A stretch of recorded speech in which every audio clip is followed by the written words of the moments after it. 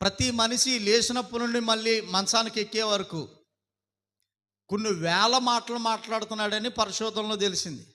పిల్లల దగ్గర నుండి, పిల్లలైతే ఇంకా ఉదయం లేచినప్పటి నుండి పడుకునే వరకు, మంచం దిగి నుండి మళ్ళీ మంచం ఎక్కేంత వరకు, అంటే పడుకునేంత వరకు రోజంతలో కొన్ని వేల మాటలు మాట్లాడుతూ ఉంటారు. కొన్ని వేల మాటల్లో ఏ మాటలు ఉండవు అనంటే, దేవుడు ఆశ్చర్య కార్యాలు గూర్చినటువంటి మాటలు ఉండవు. అవసరమైతే మీరు ఒకసారి పసిగట్టండి, పరిశీలన చేయండి.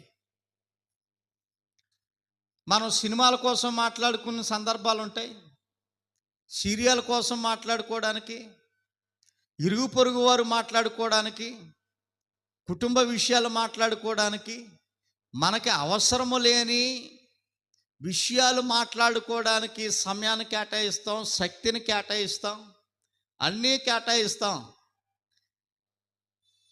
ఏ అయితే మాట్లాడుకోవాలో ఆ దేవుని కోసం మనం ఏమాత్రము మాట్లాడుకోవడానికి ఇష్టపడని మనుషులు ఉన్నారు అనంటే ఇది హాస్యాస్పదం కాదు.